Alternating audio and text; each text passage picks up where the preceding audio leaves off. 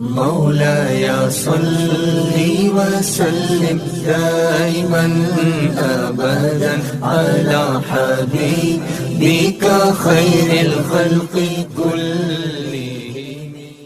ورفعنا لك ذكرك ورفعنا لك ذكرك ورفعنا لك ذكرك ورفعنا لك ذكرك ورفعنا لك ذكرك ورفعنا لك ذكرك. یہ قرآن کی مشہور سورت کی آیت مبارکہ ہے اور سب کو پتہ ہے. اس کو اللہ تبارک و تعالیٰ نے اپنے محبوب کی شان میں نازل فرمایا وَرَفَعْنَا لَكَ ذِكْرَكَ. اے محبوب ہم نے آپ کے ذکر کو آپ کے لیے بلند فرما دیا. بولیے سبحان اللہ اور بلند آواز سے. تو اس لیے یہ قرآن کی آیت ہے اور آپ کو پتہ ہے کہ جو قرآن پاک کا ایک حرف پڑھتا ہے اسے 10 نیکی ملتی ہے نا 10 نیکی. تو جو وَرَفَعْنَا لَكَ ذِكْرَكَ پڑھے گا اس میں جتنے حرف ہے ہر حرف کے بدلے میں 10 نیکی ملے گی. تو اس نیت سے سب مل کر بلند آواز سے پڑھیں وَرَفَعْنَا لَكَ ذِكْرَكَ وَرَفَعْنَا لَكَ ذِكْرَكَ ورفعنا لك ذكرك ورفعنا لك ذكرك. تیری خوشبو میری چادر تیرے تیور میرے زیور. تیری خوشبو میری چادر تیرے تیور میرے زیور. تیرا شیوا مسلک ورفعنا لك ذكرك ورفعنا لك ذكرك ورفعنا لك ذكرك ورفعنا لك ذكرك ورفعنا لك ذكرك. میری منزل تیری آہٹ میرا سدرا تیری چوکھٹ. میری منزل تیری آہٹ میرا سدرا تیری چوکھٹ. تیری گاگر میرا ساگر تیرا صحرا میرا پنگٹ. میں ازل سے تیرا پیاسا نہ ہو خالی میرا کاسا. میں ازل سے تیرا پیاسا نہ ہو خالی میرا کاسا.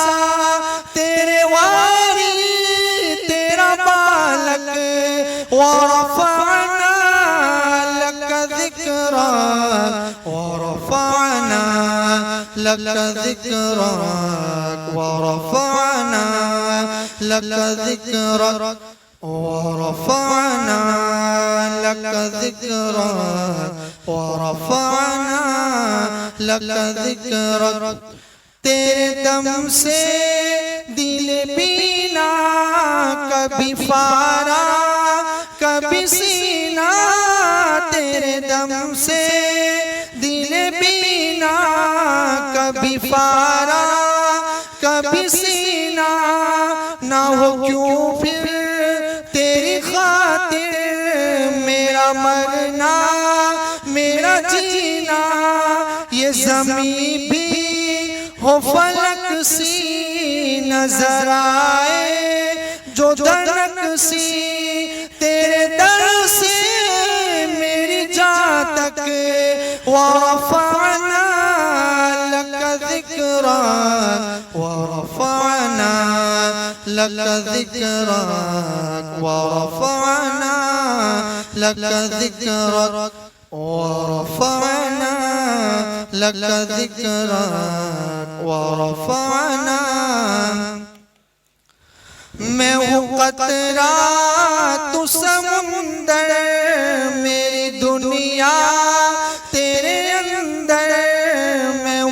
قطرہ تو سمندر، میری دنیا تیرے اندر، سگے داتا میرا ناتا، نہ ولی ہوں نہ قلندر، تیرے سائے میں کھڑے ہیں میرے جیسے تو بڑے ہیں، تیرے سائے میں کھڑے ہیں میرے جیسے تو بڑے ہیں، کوئی تجھ سا نہیں بے شک، ورفعنا لک ذکرک، ورفعنا لک ذکرک، ورفعنا لک ذکرک، ورفعنا لک ذکرک، ورفعنا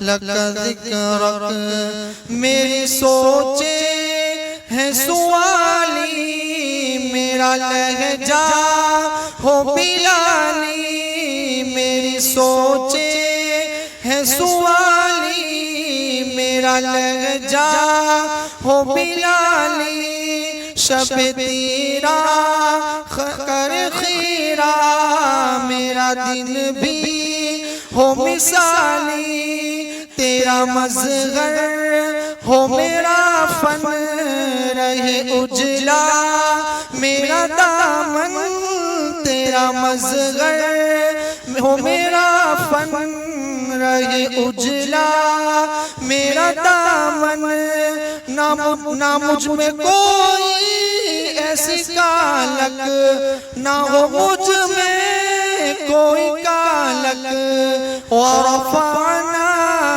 لک ذکرک، ورفعنا لک ذکرک، ورفعنا لک ذکرک، ورفعنا لک ذکرک، ورفعنا لک ذکرک۔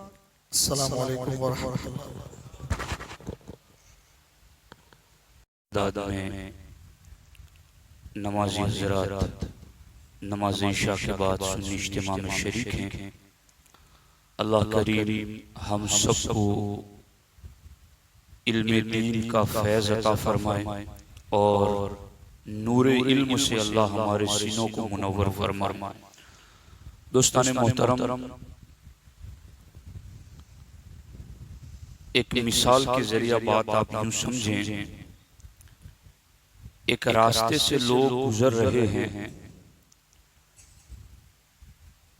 اندھیرا اس راستے پر ہے جس کی وجہ سے کیچڑ میں پاؤں بھی پھسلتے ہیں، اتار چڑھاؤ کی وجہ سے ٹھوکر بھی لگتی ہے، زخم آتا ہے، درد ہوتا ہے، ہوتے ہیں۔ ایک شخص نے اس پر غور کیا کہ آخر یہاں لوگوں کو ٹھوکریں کیوں لگتی ہیں؟ غور کرنے پر اسے علاج یہ نظر آیا کہ چونکہ یہاں اندھیرا زیادہ ہے، اندھیرے میں لوگوں کو کیچڑ نظر نہیں آتا اور اندھیرے میں لوگوں کو اتار چڑھاؤ بھی نظر نہیں آتا، جس کے لیے ٹھوکر لگتی ہے اور پاؤں پھسل جاتا ہے۔ اس نے وہاں ایک بلب لگا دیا، روشنی ہو گئی، اجالا ہو گیا، اب کوئی پھسلتا نہیں، اب کسی کو ٹھوکر نہیں لگتی، چونکہ جس جگہ پر پاؤں پھسلتے تھے اب اجالے کی وجہ سے لوگوں کو وہ جگہ نظر آنے لگی، جہاں ٹھوکر لگتی تھی اجالے کی وجہ سے اب وہ چیز نظر آنے لگی، تو لوگ اپنا قدم احتیاط سے رکھتے۔ جس طریقے سے زمین کے راستے پر چلنے والے کو اندھیرے میں ٹھوکر لگتی ہے، پھسل جاتا ہے، یوں ہی ایک راستہ ہے جسے جنت کا راستہ صراط مستقیم کہتے ہیں۔ اس راستے پر چلنے کے لیے بھی ایک نور کی ضرورت ہے اور اس نور کو علم دین کہتے ہیں۔ علم دین کا نور جہاں آتا ہے وہاں سے جہالت کا اندھیرا چھٹ جاتا ہے، اور پھر آدمی جب صراط مستقیم پر چلتا ہے تو نہ بد عقیدگی کی پھسلن میں اس کا پاؤں پھسلتا ہے، نہ کسی بد عملی کی اس کو ٹھوکر لگتی ہے، وہ راستہ سیدھا دیکھتا ہے اور اپنی زبان اور حال سے یہ کہتا ہے سیدھی سڑک یہ شہر شفاعت نگر کی ہے، کہ اب یہ راستہ بالکل کلیئر نظر آتا ہے۔ تو علم دین کا یہ فیض ہوتا ہے، علم دین کی یہ نورانیت ہوتی ہے جس سے بندے کو راہ حق پر چلنا آسان ہو جاتا ہے۔ آج ہماری خوش قسمتی ہے کہ ہمارے سنی اجتماع میں ادارہ شریعہ بڑوچ کے صدر مفتی اور قاضی بڑوچ، دارالعلوم برکات خواجہ آمود کے صدر المدرسین حضرت مولانا مفتی محمد صابر صاحب قبلہ مصباحی زیدہ شرفہ ہمارے درمیان موجود ہیں۔ آپ کو ادارہ شریعہ کا تھوڑا تعارف کراؤں اور اس پر ایک گائیڈ لائن دینا بھی مقصود ہے۔ ہمارے وراثت کے مسائل ہوں، زمین جائیداد کی تقسیم کے مسائل ہوں، طلاق، خلا اور نکاح کے مسائل ہوں، ان باتوں کو لے کر مسلمان بڑی تعداد میں اپنے دارالافتاء کو چھوڑ کر باقی جگہوں پر وہ جاتے ہیں جہاں ان کا مال بھی ضائع ہوتا ہے، جہاں ان کی عزت بھی پامال ہوتی ہے، اور جہاں ان کا وقت جو قیمتی چیزیں آج کے دور میں وہ بھی ضائع ہوتا ہے۔ بچیاں رشتہ نہ جڑ پاتا ہے نہ ٹوٹ پاتا ہے، اور اس میں سال ہا سال گزر جاتے ہیں۔ ذلت خواری مسلط، پیسہ دونوں طرف کا ضائع، وقت برباد، اور پھر جوان نسل گناہ کی دروازوں پر پہنچ جاتی ہیں۔ ان ساری چیزوں کے علاج کے لیے ہم نے ادارہ شریعہ بڑوچ دارالقضا کو قائم کیا، اور جہاں کے صدر مفتی قبلہ مفتی صابر صاحب ہیں، کئی جگہوں کے بڑوچ ضلع کے ایسے مسائل کہ جو 10 سال 12 سال 15 سال سے اس کا کوئی حل نہیں تھا۔ میاں بیوی کے معاملات، نہ اس کو خوراک دی جا رہی ہے، نہ اس کو بالکل الگ کیا جا رہا ہے کہ وہ کہیں اور نکاح کر سکے، نہ شوہر کو بالکل ایک راہ دی جا رہی ہے کہ وہ اپنا کہیں اور نکاح کر سکے۔ یوں دونوں طرف سے جھگڑا، کورٹ میٹر، اور پیسے ضائع، عمر گزر رہی ہے، وقت ضائع، ذلت مسلط، یہ سب کچھ ایسے 1 درجن سے زیادہ مسائل الحمدللہ قبلہ مفتی صاحب کی کوششوں سے نہایت ہی آسان طریقے سے ایسے حل ہوئے کہ دونوں طرف کے لوگ رضامند ہوئے اللہ رسول کے فیصلے پر۔ ان کی عزت بھی بچی، ان کا مال بھی بچا، ان کا وقت بھی بچا، سب کچھ بچا۔ تو میرے پیارے بھائیو، اللہ نے قرآن میں 22ویں پارے کے دوسرے صفحے پر ارشاد فرمایا وَمَا كَانَ لِمُؤْمِنٍ وَلَا مُؤْمِنَةٍ اِذَا قَضَى اللَّهُ وَرَسُولُهُ أَمْرًا أَن يَكُونَ لَهُمُ الْخِيَرَةُ مِنْ أَمْرِهِمْ۔ اس کا ترجمہ یہ ہے کہ مومن اور مومنہ کو اللہ رسول کے فیصلے کے بعد اپنا کوئی اختیار رہتا ہی نہیں ہے۔ اللہ رسول کا جو فیصلہ آ گیا، مومن اور مومنہ کو اب آگے کوئی اختیار نہیں۔ ہمیں اللہ رسول کے فیصلے ہی کو ماننا ہے، ہمارا اپنا اب کچھ نہیں۔ کیوں ایسا کہ ہمارا اپنا کچھ نہیں ہے؟ 11ویں پارے میں قرآن میں دیکھیں ان اللہ اشترى من المؤمنین انفسهم واموالهم بان لهم الجنہ۔ اللہ فرماتا ہے ہم نے مومنوں کی جان اور مال کو جنت کے بدلے میں خرید لیا۔ ہماری جان اور مال اللہ کی، وہ کریم تو ایسا ہے کہ جان مال اسی کا دیا ہوا، مگر وہ جنت دے کر پھر ہماری جان مال کو خرید لیتا ہے۔ تو جس کا ہے حکم بھی اسی کا تو چلے گا، مگر کتنی ہماری محرومی ہے کہ ہم اللہ رسول کا فیصلہ چھوڑ کر در بدر بھٹکتے ہیں، اور پھر اس میں نقصان کتنا، عزتوں کی پامالی، ایک مومن کی عزت کتنی زیادہ پامال، سر عام پامال، الزامات ایسے کہ ایک پہاڑ کھڑا کر دیا جائے، دشمنیاں ایسی جو آئندہ نسلوں تک جاری ہے، وقت کا ضیاء، عزت کی پامالی، سب کچھ، جوانیاں گزر جاتی ہیں۔ ادارہ شریعہ بھڑوچ، یہ اہل ایمان، اہل سنت و جماعت، عاشقان رسول کے لیے یہ ایک ایسا مرکز ہے۔ آپ وراثت کا مسئلہ ہو یہاں آئیں، زمین جائیداد کا مسئلہ ہو یہاں آئیں، نکاح طلاق خلا کا مسئلہ ہو یہاں آئے، انشاءاللہ شریعت کے مطابق فیصلہ ایسا آپ کو سنایا جائے گا، اس پر عمل کرنے سے آپ کو دنیا آخرت دونوں میں اجر و ثواب ملے گا۔ باقی جو ذلت سے، وقت برباد کرنے سے، پیسہ ضائع کرنے سے تو بچ ہی جائیں، مگر اللہ رسول کے فیصلے پر سر جھکانے سے اجر و ثواب کے بھی ہم حقدار ہوں گے۔ تو آج ہمارے درمیان وہ عظیم مفتی جلوگر ہیں، میں وقت زیادہ نہ لیتے ہوئے قبلہ مفتی صاحب کی خدمت میں درخواست کروں گا کہ حضور والا کرسی پر تشریف لائیں، اور حضرت مولانا مبارک صاحب سے بھی درخواست کروں گا کہ آپ بھی کرسی پر تشریف لائیں اور سوالات پیش فرمائیں آپ، اور انشاءاللہ عز و جل مفتی صاحب اس کا اچھا کون کرے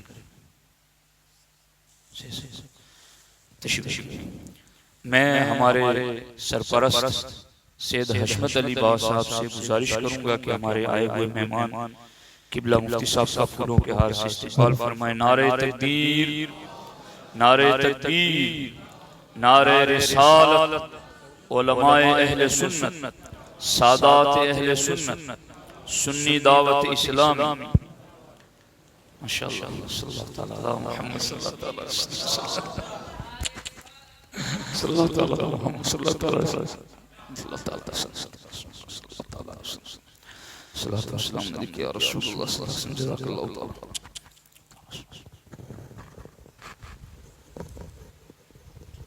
علیکم ورحمۃ اللہ تعالی وبرکاتہ۔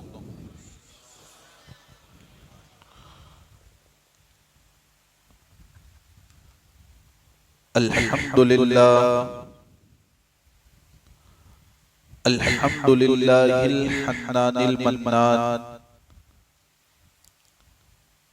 الذي خلق الإنسان وعلمه البيان، والصلاة والسلام على رسوله خير الإنس والجان، وعلى آله وأصحابه ذوي الخير والإحسان، أما بعد، فقد روي عن عبد الله بن عمر رضي الله تعالى عنهما قال: قال رسول الله صلى الله تعالى عليه وسلم: طلب العلم فريضة على كل مسلم. صدق رسول الله صلى الله تعالى عليه وسلم. پر یا الصلاة والسلام علیک یا خاتم النبیین، الصلاة والسلام علیک یا سید المرسلین، الصلاة والسلام علیک یا افضل المرسلین، وعلى آلك وأصحابك يا شفيع المذنبين۔ پیارے آقا علیہ الصلاۃ والتسلیم کے پیارے دیوانوں،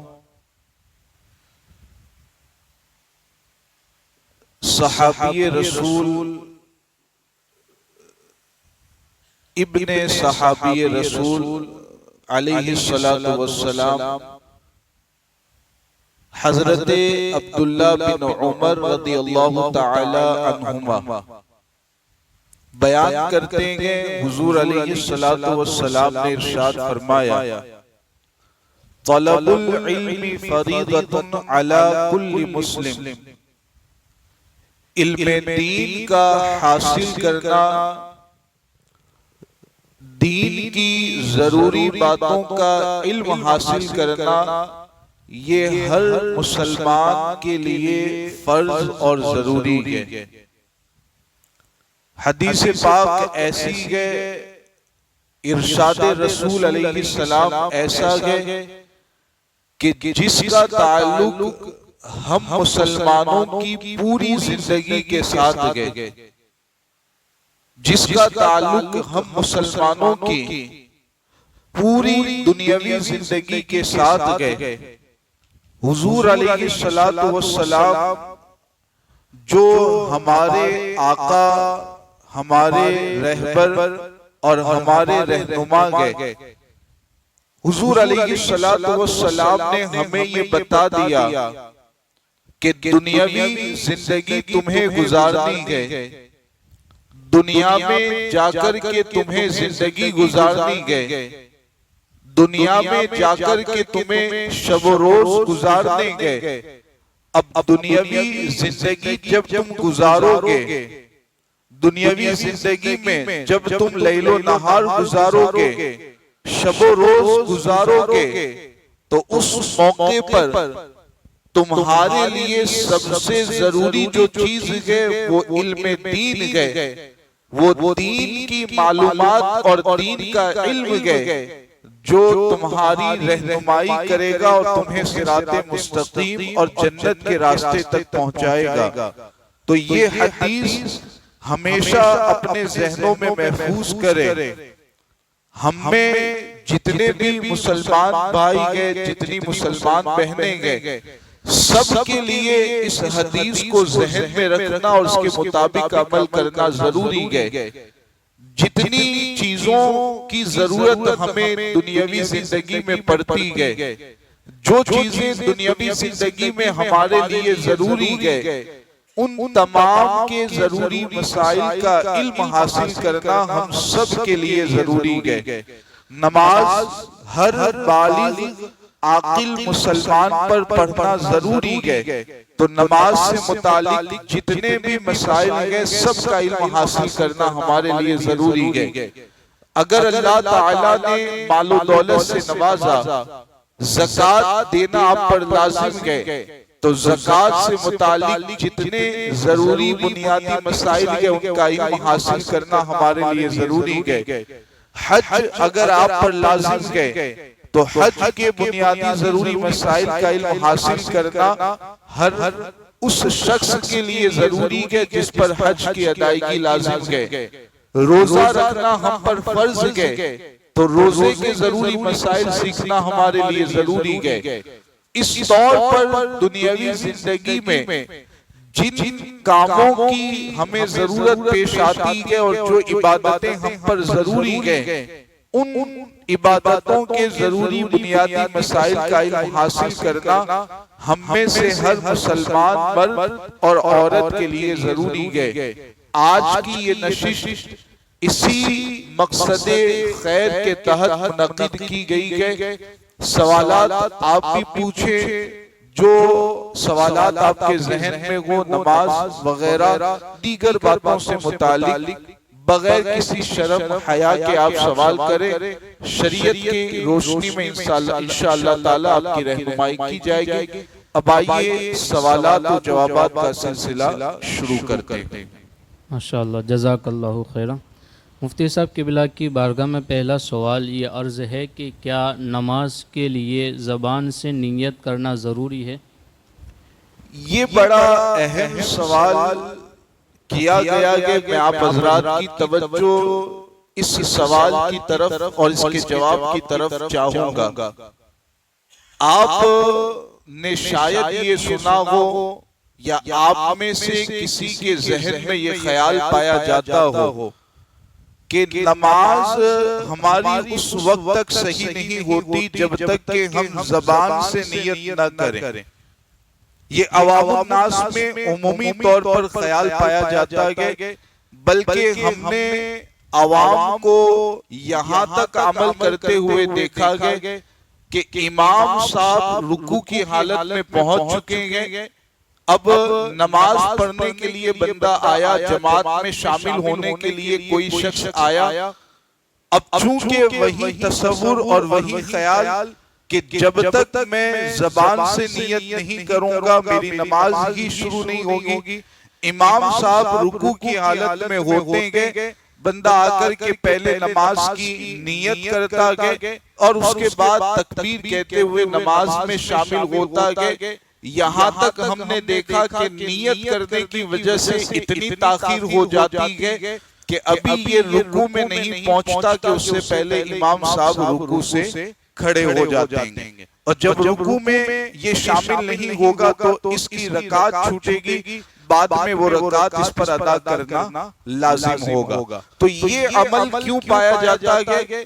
وہی اس کے پیچھے غلط فہمی ہے، وہی غلط تصور ہے کہ زبان سے نیت کرنا ضروری ہے، بغیر اس کے ہماری نماز صحیح نہیں ہوگی. حالانکہ شرعی اعتبار سے اگر میں آپ کو بتاؤں، نماز صحیح ہونے کے لیے نیت ضروری ہے، بالکل اس میں کوئی شک نہیں ہے، لیکن اس نیت سے مراد کیا ہے؟ آپ کے دل کا ارادہ، آپ کے دل میں جو قصد اور ارادہ ہے وہی نیت ہے، اور اسی کے ذریعے آپ کی نماز صحیح ہو جاتی ہے. زبان سے نیت کرنا کوئی ضروری نہیں ہے. ہاں اگر آپ کے پاس وقت ہے، زبان سے نیت کر لیتے ہیں، اچھا ہے، بہتر ہے، مستحب ہے، آپ کر سکتے ہیں جبکہ وقت ہو.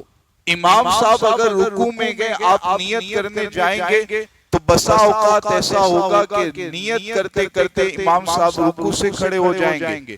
تو ایسے موقع پر آپ کو کرنا کیا ہے؟ دل میں آپ کے ارادہ تو ہے، جب آپ گھر سے نکلے، اپنی دکان سے نکلے، یہی ارادہ کر کے نکلے مجھے ظہر کی نماز ادا کرنی ہے، تو یہ جو آپ کا ارادہ ہے یہ کافی ہے.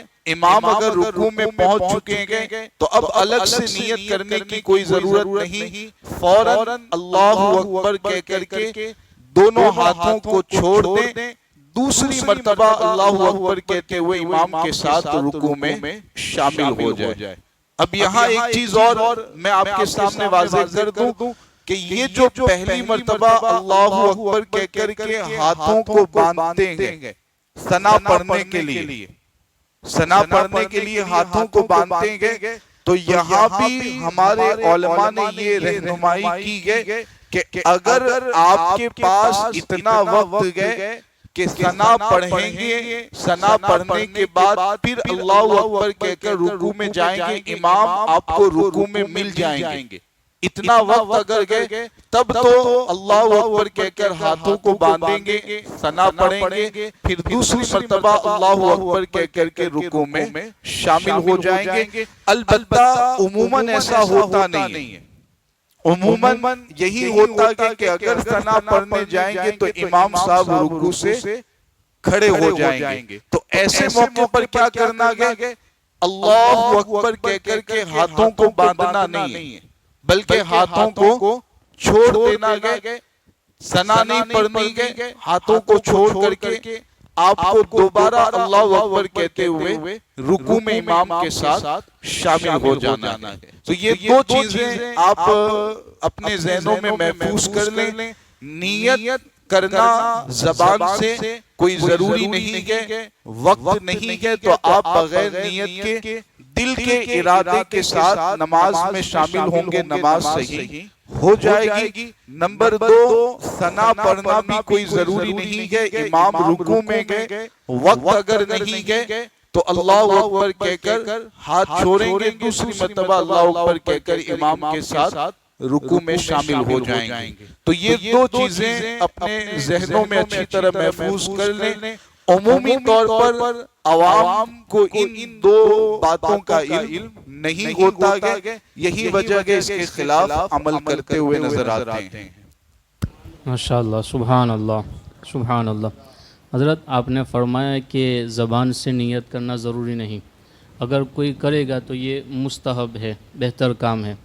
اگر کوئی بندہ زبان سے نیت کرے اور اس کی رکعات کی تعداد میں غلطی ہو جائے، جیسے ظہر میں 4 رکعت کی نیت کرنی تھی تو زبان سے 3 رکعت نکل گیا، تو کیا نماز ہوگی یا نہیں ہوگی؟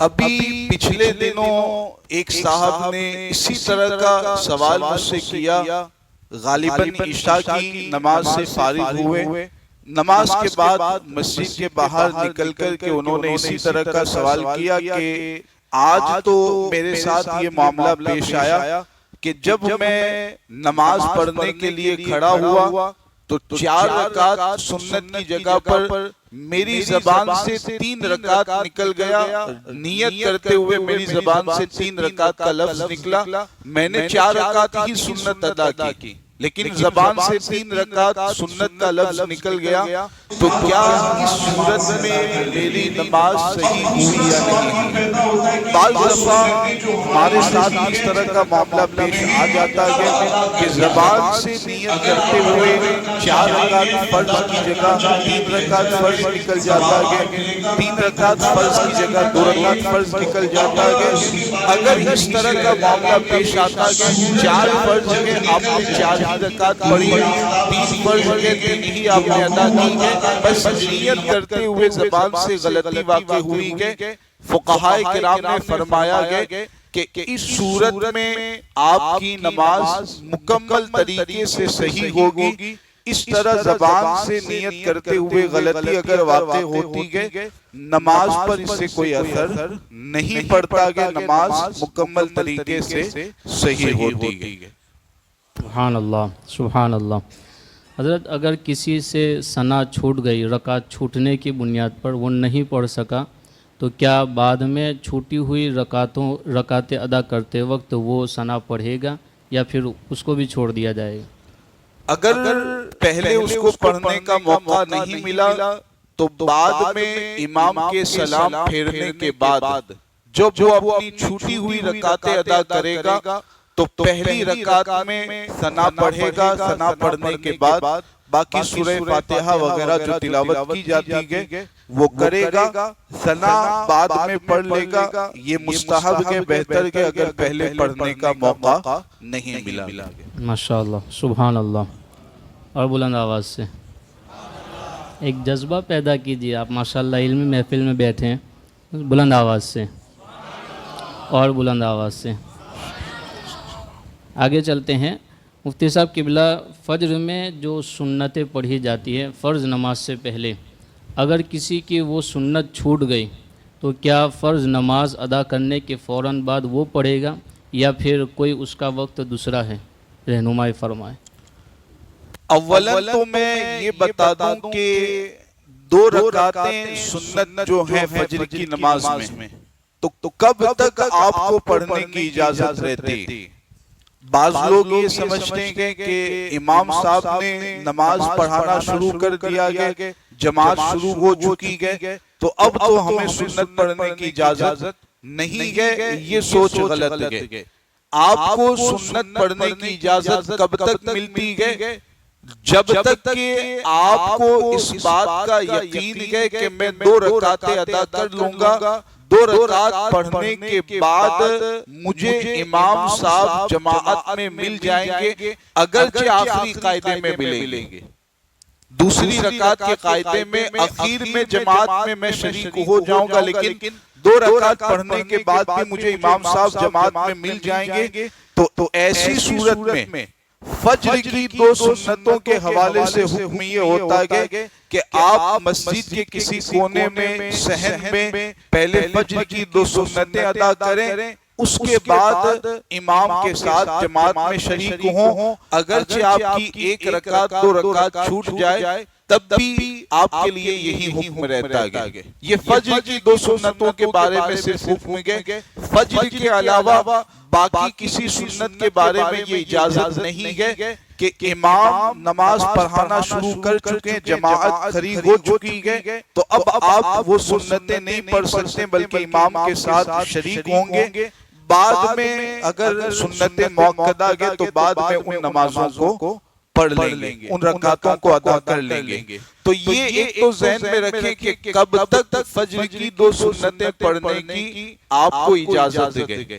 اب مان لیجئے کہ بالکل وقت ہی نہیں تھا، آخری قاعدے میں امام بیٹھیں گے، آپ جانتے ہیں کہ سنتیں پڑھنے جاؤں گا تو سلام پھیر دیں گے، امام صاحب نماز سے فارغ ہو جائیں گے، تو ایسی حالت میں اب آپ کو کرنا کیا گے؟ 2 سنتیں چھوڑ کر کے سیدھے امام کے ساتھ جماعت میں شریک ہو جانا گے، امام کے ساتھ فرض نماز جماعت سے ادا کر لینی ہے۔ اب دوسرا سوال یہ پیدا ہوتا ہے کہ 2 سنتیں جو ہماری چھوٹی گئے انہیں کب ادا کرنا گے؟ اگر آپ ادا کرنا چاہتے ہیں، ادا کرنا چاہیے، بہتر گئے، ثواب میں ملے گا، تو کب ادا کرنا چاہیے؟ تو اب اس کے بارے میں حکم یہ رہتا ہے کہ سورج جب نکل جائے، طلوع آفتاب جس کو کہتے ہیں، جو مکروہ وقت آتا ہے، فجر کی نماز کا وقت ختم ہوتا ہے، تقریباً 20 منٹ مکروہ وقت ہوتا ہے، اس کے بعد آپ وہ 2 رکعت جو سنت چھوٹی ہوئی ہے قضا کی نیت سے اس کو ادا کر لیں، انشاءاللہ تعالی سنت پر عمل کرنے کا آپ کو ثواب حاصل ہوگا۔ فرض نماز کے فوراً بعد وہ 2 سنتیں نہیں پڑھ سکتے، طلوع آفتاب تک 2 سنتیں نہیں پڑھ سکتے، سورج نکل جائے، مکروہ وقت ختم ہو جائے، اب آپ وہ 2 سنتیں قضا کی نیت سے ادا کر لیں۔ انشاءاللہ۔ سبحان اللہ، سبحان اللہ۔ کیا عصر کی نماز کے بعد قرآن کی تلاوت کی جا سکتی ہے؟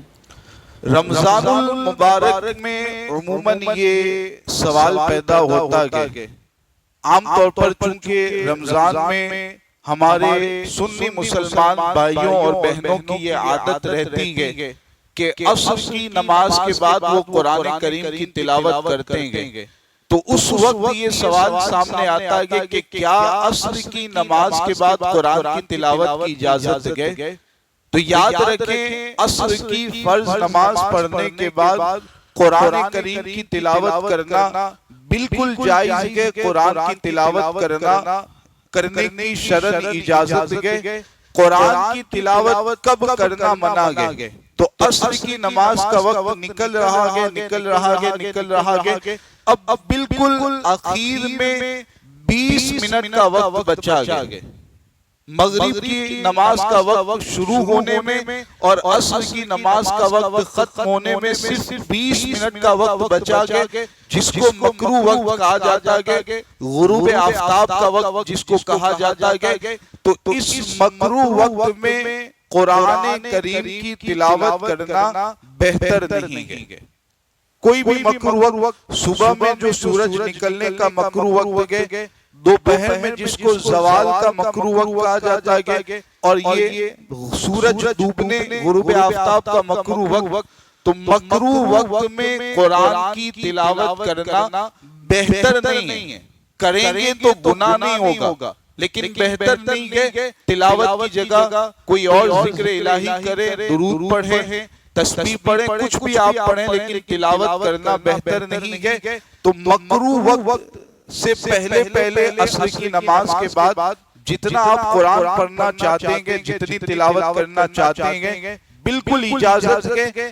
اگر اس تلاوت کے دوران آیت سجدہ آپ پڑھتے ہیں تو سجدہ تلاوت کرنے کی بھی اجازت ہے، عصر کے بعد سجدہ تلاوت بھی کر سکتے ہیں۔ مکروہ وقت جو میں نے بتایا اس میں سجدہ تلاوت کرنے کی اجازت نہیں رہے گی۔ ماشاءاللہ، سبحان اللہ، سبحان اللہ۔ حضرت کیا سنتوں کی قضا ہے؟ فجر کی 2 سنت کی قضا ہے، جس کا طریقہ ابھی بتا دیا گیا، اس کے علاوہ کسی اور سنت کی قضا نہیں ہوتی۔ جزاک اللہ خیرہ، سبحان اللہ۔ اگر نماز میں قرآن کی ترتیب بدل جائے، جیسے کہ اگر کوئی بندہ پہلی رکعت میں لإلاف قریش پڑھے اور دوسری رکعت میں الم تر پڑھے، تو کیا اس طور پر نماز ہو جائے گی؟ یہاں بھی عوام کے ذہن میں عمومی طور پر یہ خیال پایا جاتا ہے کہ اگر اس طرح سورتوں کی ترتیب بدل جائے، پہلی رکعت میں بعد والی سورت پڑھ لی اور دوسری رکعت میں اس کے آگے والی سورت پڑھ لی. اس طور پر اگر قرآن کی سورتوں کی ترتیب بدل جائے، ایسے کوئی نماز میں تلاوت کرے تو سمجھا یہ جاتا ہے کہ ایسی نماز میں یا تو سجدہ سہو کرنا ضروری ہو جائے گا یا نماز کو دوبارہ پڑھنا ضروری ہو جائے گا. یہ بھی خیال غلط ہے. شریعت کے اعتبار سے حکم یہ ہوتا ہے کہ اس طرح اگر کوئی ترتیب کے خلاف قرآن کی تلاوت کرے، دو صورتیں بنتی ہے، جان بوجھ کر کے کوئی ایسا کرے. عموماً ایسا ہوتا نہیں، پھر بھی اگر کوئی جان بوجھ کر ترتیب کے خلاف قرآن کی سورتوں کی تلاوت کرتا ہے تو ایسا شخص شرعی طور پر گنہگار ہوگا، اس پر توبہ کرنا ضروری ہے. لیکن اس حالت میں بھی نہ نماز میں سجدہ سہو لازم ہوگا نہ نماز کو دوبارہ پڑھنے کی ضرورت ہے، نماز مکمل ادا ہو جائے گی. اور اگر غلطی سے اس طریقے سے کوئی پڑھ لیتا ہے تو اس صورت میں تو نہ کوئی گناہ ہے نہ نماز کو دوبارہ پڑھنا لازم ہے. تو یہ ہمیشہ اپنے ذہنوں میں رکھیں. اب اگر کبھی ایسا مسئلہ پیش آتا ہے امام صاحب سے یا آپ سے تو اس مسئلے کو ذہن میں رکھتے ہوئے اس پر عمل کر لیا کریں. سبحان اللہ سبحان اللہ. حضرت تو عموماً لوگوں کا یہ خیال ہے کہ اگر نماز میں داہنے پاؤں کا انگوٹھا اٹھ جائے تو نماز ٹوٹ جاتی ہے، تو کیا یہ صحیح ہے؟ یہاں بھی ایسا خیال اور تصور ہمارے سنی مسلمان بھائیوں میں پایا جاتا ہے. اس طرح کا خیال ہے. ایک جگہ میں نماز پڑھنے کے لیے گیا تو ایک صاحب پہچان والے تھے، ان سے ملاقات ہوئی. دیکھا گیا کہ وہ جماعت کے ساتھ امام کے پیچھے نماز نہیں ادا کرتے. اب حیرت ہوئی مجھے، آخر وجہ کیا ہے؟ امام کے اندر بظاہر تو ایسی کوئی خرابی نہیں ہے کہ جس کی بنیاد پر ان کے پیچھے نماز صحیح نہ ہوتی ہو. بہرحال میں نے نماز کے بعد ان سے پوچھا، اس کے حوالے سے گفتگو ہوئی کہ آخر جماعت کے ساتھ امام کے پیچھے آپ نماز ادا کیوں نہیں کرتے ہیں؟ تو انہوں نے وجہ یہ بتائی کہ امام صاحب جب نماز پڑھاتے ہیں تو میں نے بہت غور سے دیکھا گیا کہ ان کا انگوٹھا، داہنے پاؤں کا انگوٹھا نماز شروع کرتے وقت جس جگہ ہوتا ہے وہاں سے کچھ آگے پیچھے ہو جاتا ہے، ہٹ جاتا ہے، اس لیے میں ان کے پیچھے نماز نہیں پڑھتا. یہ جواب اس بھائی نے دیا. تو یہ تصور بھی بتانے کہاں سے آیا؟ داہنے پیر کے انگوٹھے میں کیا خاصیت ہے یہ بھی وہی بھائی بتا سکتے ہیں جن کے درمیان اس طرح کا مسئلہ رائج ہے. ورنہ بایاں پیر کا انگوٹھا بھی انگوٹھا ہی کہا جاتا ہے. باقی انگلیاں بھی اپنی جگہ پر انگلیوں کے اعتبار سے ایک شرف اور فضیلت رکھتی ہیں. تو آخر داہنے پیر کے انگوٹھے کے بارے میں یہ مسئلہ، یہ بالکل غلط سوچ کے غلط خیال کے شریعت نے ہم پر اس بات کو لازم کیا گیا اور ہمیں اس بات کا حکم دیا گیا کہ بغیر ضرورت کے نماز میں حرکت نہیں کرنی ہے. بغیر ضرورت کے زیادہ ہلنا، یہ سب معاملات یہ غلط ہیں، اس سے بچنا ہے. البتہ یہ ہے کہ اگر اس طرح انگوٹھا آگے پیچھے ہو جائے، انگوٹھا اٹھ جائے، زمین سے اوپر ہو جائے تو نماز ہی نہیں ہوتی. یہ سوچ غلط ہے. شریعت میں اس طرح کا کوئی مسئلہ نہیں بیان کیا گیا ہے. ماشاءاللہ سبحان اللہ. حضرت کوئی شخص اگر کرسی پر نماز پڑھتا ہے تو جماعت کے ساتھ اگر وہ نماز پڑھے تو صف میں کرسی کہاں رکھے گا؟ یہ بھی مسئلہ آج آپ سن لیجئے اور اس کو اچھی طرح ذہن میں محفوظ کر لیجئے، کیونکہ عوام کو مسئلہ معلوم نہیں ہوتا، پھر بعد میں بڑے پریشان ہوتے ہیں اور بہت زیادہ اس کے حوالے سے خلجان کا شکار ہوتے ہیں. اس کے بارے میں بھی پچھلے دنوں ہی کا واقعہ ہے. میں جہاں پر نماز پڑھاتا ہوں آمود میں درباری مسجد آپ آئے ہوں گے شاید، وہاں نماز پڑھاتا ہوں تو وہاں کے ایک مقتدی صاحب ماشاءاللہ 5 وقت پابندی کے نماز ادا کرتے ہیں، تو اس سے کہنے لگے کہ آپ ذرا اس مسئلے کو جمعہ میں بیان کریں، سمجھائیں لوگوں کو، کرسی پر جو حضرات نماز پڑھتے ہیں وہ سب کے بیچ میں آ کر کے کھڑے ہو جاتے ہیں اور پھر باقی لوگوں کی نماز برباد ہوتی ہے، صحیح نہیں ہوتی ہے، تو آپ یہ مسئلہ جمعہ میں بیان کریں۔ اب یہ ان کے ذہن میں یہ تصور تھا کہ اگر بیچ صف میں کوئی کرسی پر بیٹھ کر کے نماز پڑھنا شروع کر دیں تو اب باقی ان کے بعد جو کھڑے ہوں گے ان کی نماز صحیح نہیں ہوگی۔ یہ تصور ان کے ذہن میں تھا، ہو سکتا ہے آپ میں سے بھی کسی کے ذہن میں یہ تصور ہو۔ اب دیکھیں اس کے بارے میں شریعت ہماری کیا رہنمائی کرتی ہے۔ اولاً تو کرسی کیسی رکھنی چاہیے، یہ جو پیچھے کرسی پڑی ہوئی ہے آپ دیکھ سکتے ہیں کہ جہاں سامنے سجدہ کرنے کی جگہ بنائی جاتی ہے، تختہ ہوتا ہے کہ اس پر سجدہ کرنے کی جگہ ہوتی ہے، اولاً تو خیال رکھیں کہ ایسی کرسی نہ رکھی جائے، بلکہ نماز پڑھنے کی اگر شریعت نے اجازت دی ہے کرسی پر بیٹھنا ہے تو سادہ کرسی رکھیں جو جگہ کم گھیرے۔ دوسری بات کہ اگر صف مکمل ہو جاتی ہے، آپ دیکھ رہے ہیں کہ اتنے نمازی ہیں کہ صف پوری ہو جائے گی، تو ایسی صورت میں کرسی دیوار کے بالکل قریب میں رکھیں اور وہیں پر بیٹھ کر کے آپ نماز ادا کریں۔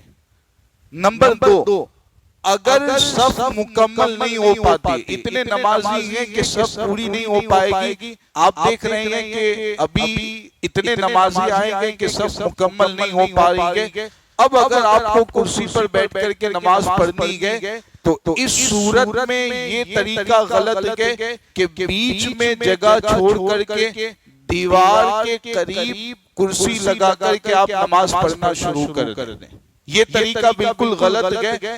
ایسا کریں گے تو شرعی اعتبار سے گنہگار ہوں گے۔ اب آپ کو کیا کرنا ہے، جب بیچ میں جگہ خالی ہے، نمازی اتنے نہیں ہے، تو آپ وہیں پر جہاں جگہ ختم ہو رہی ہے، نمازی ختم ہو رہی ہے، وہیں پر آ کر کے کھڑے ہو جائیں، کرسی لگا دیں اور کرسی لگا کر وہی نماز شروع کر دیں۔ اگر بعد میں کوئی آتا ہے تو آپ کے بغل میں وہ کھڑا ہو جائے گا، نماز پڑھے گا، سب کی نماز صحیح ہو جائے گی۔ تو اگر جگہ چھوٹ جاتی ہے، صف مکمل نہیں ہو پاتی، تو جہاں صف چھوٹی ہوئی ہے، نمازی جہاں پر گئے وہیں سے آپ نماز پڑھنا شروع کریں گے، دیوار کے قریب کرسی نہیں رکھیں گے۔ اس میں ایک سوچ یہ بھی پائی جاتی ہے کہ ٹھیک ہے ابھی تو نمازی نہیں گئے، بعد میں لوگ نماز کے لیے آئیں گے تو سب بڑھ جائے گی، سب پور ہو جائے گی، تو یہ سوچ بھی غلط ہے۔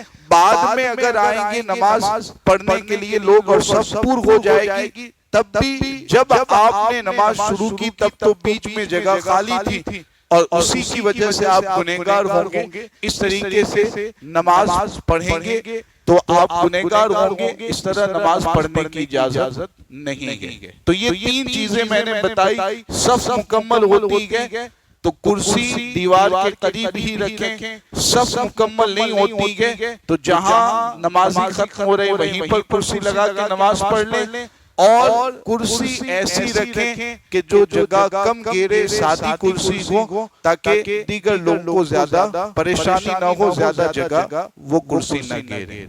ماشاءاللہ، سبحان اللہ۔ حضرت یہ مسئلہ تو ایک صف کا ہو گیا، کئی لوگوں کو یہ دیکھا گیا ہے کہ اگر وہ بیچ میں بھی کرسی رکھتے ہیں تو دوسری صف میں کرسی رکھتے ہیں، تو یہ طریقہ صحیح ہے یا پھر اسی صف میں رکھنی پڑے؟ کرسی یہ دیکھ لیجئے، اس کے ذریعے آپ سمجھ لیجئے 4 تختے اس کے ہوتے ہیں، نیچے 4 پائے جس کو کہیں گے، تو یہ پیچھے والا جو اس کا پایا گیا، ستون گئے، یہ وہاں پر رکھنا گئے جہاں پر کھڑے ہو کر نماز پڑھنے والے اپنا پاؤں رکھیں گے۔ یہ والا حصہ یہاں نہیں رکھنا ہے، یہ والا حصہ اگر لوگوں کے پاؤں کے برابر رکھیں گے تو پھر پیچھے والا حصہ باہر نکلے گا۔ آپ کے پیچھے اگر کسی کو نماز پڑھنی ہے تو اس کو پریشانی ہوگی، سجدہ وہ صحیح سے نہیں کر پائے گا۔ تو یہ جو پیچھے والا ستون ہوتا ہے کرسی کا، اس کو وہاں پر رکھنا گے جہاں پر لوگ اپنا پاؤں رکھتے ہیں. اب اس میں ایک سوال لوگوں کے ذہن میں یہ آتا ہے کہ جب اس طرح پیچھے والا ستون لوگوں کے پاؤں رکھنے کی جگہ پر رکھیں گے تو اس شخص کے پاؤں تو آگے چلے جائیں گے, آگے نکل جائیں گے, باقیوں کے پاؤں یہاں گئے, اس کے پاؤں یہاں گئے. تو اب یہ تو پاؤں برابر رکھنا, صف سیدھی کرنا شریعت نے تو اس کا حکم دیا گیا, تو پھر ایسے کیسے اجازت مل سکتی ہے؟ تو یاد رکھیں کہ یہ جو بندہ گئے کرسی پر بیٹھ کر کے نماز پڑھ رہا گئے, یہ مجبور گئے, معذور گئے. شریعت نے اس کو بیٹھ کر کے نماز پڑھنے کی اجازت اسی لیے دی گئی کہ یہ مجبور گئے, ورنہ تو کھڑے ہو کر پڑھنا فرض اور ضروری ہے. تو مجبوری کی حالت میں قیام جیسا فرض اس سے ثابت ہو چکا گیا, سجدے جیسا فرض اس سے ثابت ہو چکا گیا, تو پاؤں برابر کرنا جو کہ ایک واجب عمل گئے, صف کے واجبات میں سے گئے, جب یہ مجبور گئے تو اس کے لیے اس پر عمل کرنا ضروری تھوڑی ہوگا. تو یہ ذہن میں رکھیں کہ پاؤں آگے نکلتے گئے, کوئی حرج نہیں ہے, کسی طریقے سے کسی طرح وہ گنہگار نہیں ہوگا. ماشاءاللہ, سبحان اللہ.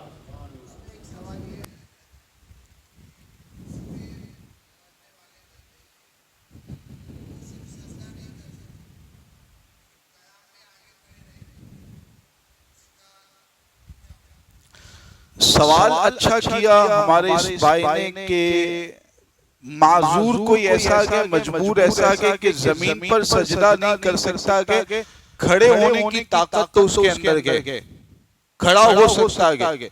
تو ان کے سوال سے پہلے ایک سوال جو آپ کے ذہنوں میں پیدا ہو رہا ہوگا کہ ایسے بندے کے لیے کیا حکم ہے, اب وہ نماز شروع کیسے کرے گا؟ کیا کھڑے ہو کر کے نماز شروع کرے گا یا پہلے ہی سے بیٹھ کر کے نماز شروع کرے گا؟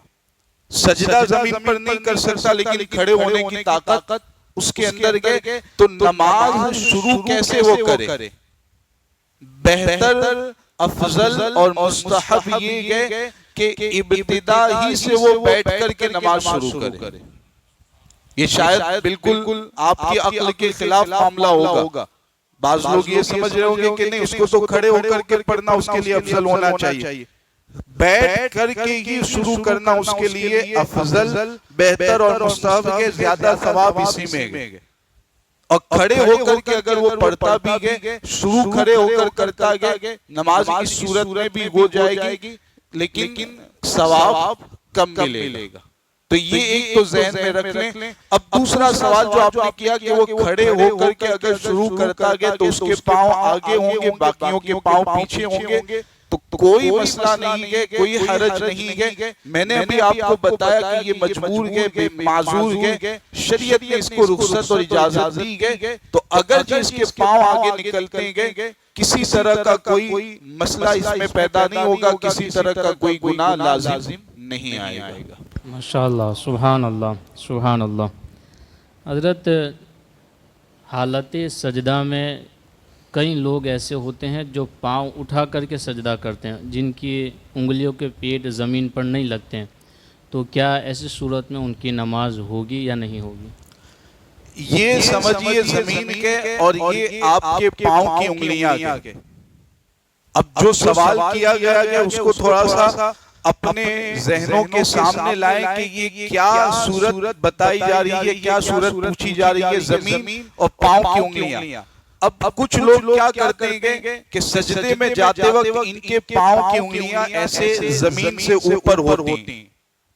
میں نے افسوس کے ساتھ کل ہی حضرت میں نماز پڑھ رہا تھا, کل نہیں پرسوں بروچ ایک جگہ دعوت میں جانا ہوا, تو جماعت کے بعد میں پہنچا, مغرب کی نماز ختم ہو چکی تھی, مسجد میں پہنچا.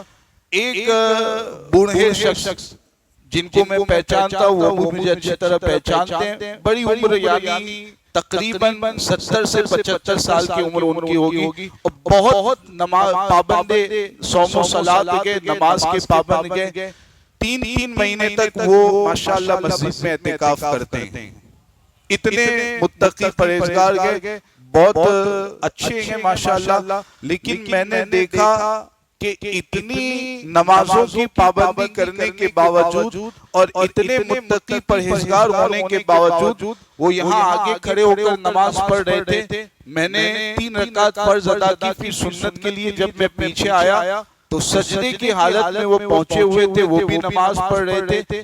میں نے دیکھا کہ سجدے کی حالت میں ان کے پاؤں کی انگلیاں اس طرح تھی کہ ان کا فرض بھی ادا نہیں ہو رہا تھا, فرض بھی ادا نہیں ہو رہا تھا, واجب کی ادائیگی نہیں ہو رہی تھی.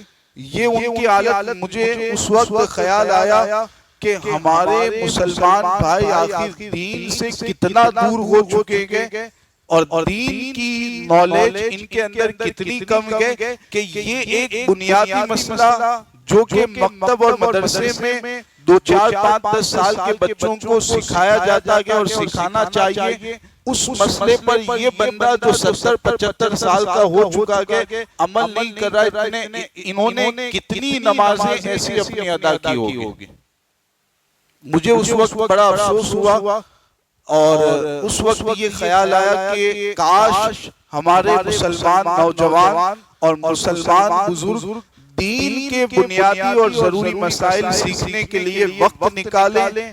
واٹس ایپ چلانے کے لیے ہمارے پاس وقت گئے, فیس بک استعمال کرنے کے لیے ہمارے پاس وقت گئے, دوستوں کے ساتھ بیٹھنے کے لیے ہمارے پاس وقت گئے. روزانہ 1 سے 1.5 2 3 گھنٹے ہم دوستوں کے ساتھ نکالتے ہیں کہ بڑی عمر کے بوڑھے جو ہمارے مسلمان بھائی ہیں ان کو بھی میں نے دیکھا کہ مستقل دوستوں کے درمیان بیٹھیں گے, بغیر بیٹھے ہوئے انہیں چین نہیں آتا گے. تو ان سب کاموں کے لیے ہمارے پاس وقت گئے, لیکن یہ نماز وغیرہ کے ضروری مسائل سیکھنے کا ہمارے پاس وقت نہیں ہے.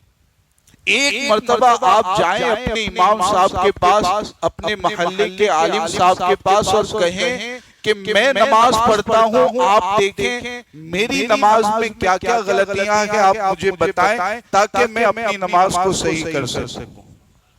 دن میں 5 وقت کی نمازیں ہم پر پڑھنا ضروری.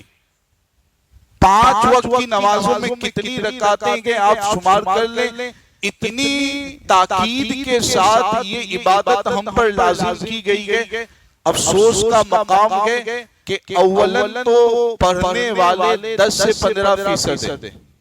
جمعہ کے لیے ہم آتے ہیں, جمعہ میں اتنی عوام رہتی ہے کہ مسجد تنگ پڑ جاتی ہے, ان کو سنبھالنا مشکل ہوتا ہے. 5 وقت کی نماز میں زیادہ سے زیادہ 20-25% مسلمان ایسے ہیں جو 5 وقت نماز کی پابندی کرتے ہیں. تو اولاً تو معاملہ یہ ہے کہ پڑھتے کم گئے اور جو پڑھتے ہیں ان کا بھی حال ایسا ہے جو بھی میں نے آپ کے سامنے بیان کیا. تو یہ بڑی اللہ کی نعمت سمجھیں, اللہ تعالیٰ کا جتنا شکر ادا کریں کم گئے کہ ایسی محفلیں سنی دعوت اسلامی کی طرف سے وقتاً فوقتاً منعقد کی جاتی ہیں کہ جس میں آپ کو ایسے بنیادی ضروری معلومات دی جاتی ہے کہ 20 25 30 40 سال سے آپ نماز نہیں پڑھ رہے تب بھی آپ کو نماز پڑھ رہے ہیں اور آپ کو ایسی بنیادی معلومات حاصل نہیں ہوتی ہے. ایسی محفل میں آنے کے بعد آپ کو وہ چیزیں سیکھنے کو ملتی ہیں. تو گزارش ہے ایسا نہیں کہ آپ کے محلے کی مسجد میں یہ پروگرام رکھا گیا تبھی آپ جائیں. کہیں بھی جمبو سر میں کسی بھی مسجد میں پروگرام ہو, یہ اجتماع ہر ہفتے ہوتا ہے, 1 گھنٹہ وقت آپ کو دینا ہوتا ہے. گزارش ہے کہ آپ ضرور اس اجتماع میں شرکت کریں. جمبو سر میں کہیں بھی گئے آپ جائیں تاکہ دین کی یہ بنیادی باتیں سیکھنے کا آپ کو موقع ملے. میں یہ چاہتا ہوں اور ہمارے ساتھی یہ چاہتے ہیں کہ خدا نہ خواستہ کہیں ایسا نہ ہو کہ آپ اپنی زندگی میں 40-50 سال تک نماز پڑھتے رہے, حشر کے میدان میں پہنچے, بارگاہ الہی میں حاضری ہو, آپ کا تصور تو یہ ہو کہ میں نے تو 50 سال تک نمازیں پڑھی ہیں, اور کہیں ایسا نہ ہو کہ جواب یہ ملے کہ تم نے نماز میں پھلا فرض ادا نہیں کیا, تمہاری نماز ہی صحیح نہیں ہوئی, 50 سال کی نماز بیکار اور رائے گئی. کہیں یہ جواب نہ ملے. یہ سوچ رکھتے ہوئے ہم چاہتے ہیں کہ آپ دین کی بنیادی باتیں سیکھ جائیں. اس لیے یہ مسئلہ اچھی طرح ذہن میں بٹھا لیں، ابھی فجر کی نماز میں جب آئیں تو اس پر عمل شروع کر دیں۔ زمین یہ گئے، پاؤں کی انگلیاں یہ گئے۔ بعض لوگ کیا کرتے ہیں، سجدے میں جاتے ہیں تو ان کی پاؤں کی انگلیاں ایسے زمین سے اوپر رہتی ہیں، ان کی نماز ہی صحیح نہیں ہوتی ہے، فرض ہی ادا نہیں ہوتا۔ نمبر 2، بعض لوگ انگلیاں زمین سے ملی ہوئی رکھتے ہیں، لیکن یہ جو انگلیوں کا اوپر اندر والا حصہ گئے، یہ والا حصہ یہ زمین سے لگانا گئے۔ اب بعض لوگ کیا کرتے ہیں، صرف انگلیاں زمین پر رکھتے ہیں، اس پر زور نہیں دیتے ہیں، صرف رکھتے ہیں۔ رکھنے کی وجہ سے یہ اوپر والا حصہ تو زمین سے لگتا گیا، لیکن یہ اندر والا کنارہ زمین سے نہیں لگتا گیا۔ ان کی بھی نماز صحیح نہیں ہوتی، فرض اور واجب ادا نہیں ہوتا۔ صحیح طریقہ کیا ہے، انگلیاں رکھنی ہے اور رکھ کر کے زور دینا ہے، دبانا ہے اس کو۔ زور دیں گے تو یہ اندر والا حصہ زمین سے لگے گا۔ 10 پاؤں کی انگلیاں گئے، ان میں سے ایک انگلی کا اندر والا حصہ لگانا فرض ہے۔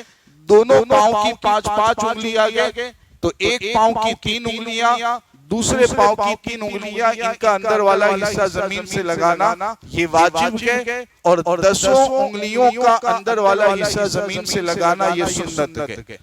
تو یہ طریقہ اپنے ذہن میں رکھیں، سنت طریقے کے مطابق عمل کریں تو جب بھی سجدہ کریں انگلیاں زمین سے ملی ہوئی رکھیں اور زور دیں تاکہ اندر والا حصہ زمین سے لگے، فرض بھی ادا ہو، واجب بھی ادا ہو اور سنت پر بھی عمل ہو جائے۔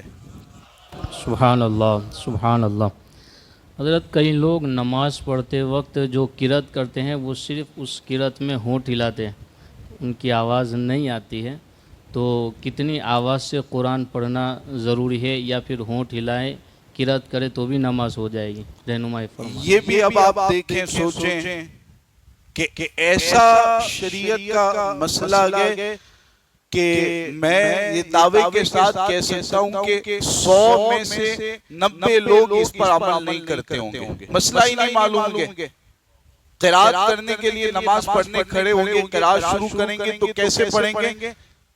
ہونٹ صرف ہل رہے گے، زبان سے کچھ بھی آواز نہیں نکل رہی ہے۔ ہمارے یہاں جس کو کہتے ہیں من میں پڑھنا، من میں پڑھتے ہیں، دل میں پڑھتے ہیں، زبان سے بالکل آواز نہیں نکل رہی، صرف ہونٹ ہل رہے گے۔ اس طور پر اگر کوئی بندہ نماز پڑھتا ہے اس کی نماز ہی صحیح نہیں ہوتی۔ یہ مسئلہ شریعت کا ہے، یہ بنیادی مسئلہ ہے جس کے بغیر ہماری نماز صحیح نہیں ہوتی۔ شریعت نے ہماری رہنمائی کیا کی ہے؟ پڑھنے کا مطلب یہ ہے کہ اتنی آواز سے پڑھیں کہ اگر کسی طرح کا کوئی شور نہیں ہے، پنکھے کی آواز یا کوئی بھی شور نہیں ہے، تو اتنی آواز ہو کہ آپ کے کانوں تک آواز آپ کی پہنچے۔ اگر کوئی شور نہیں ہے تو اتنی آواز سے پڑھنا یہ ضروری ہے، اس کے بغیر نماز صحیح نہیں ہوتی۔ ہاں اگر شور ہے، پنکھے کا شور ہے یا باہر آواز ہے کسی چیز کی، پڑھ تو رہے گے آپ آواز سے، لیکن شور کی بنیاد پر آپ کے کانوں تک آواز نہیں پہنچ رہی ہے، نماز آپ کی صحیح ہو جائے گی۔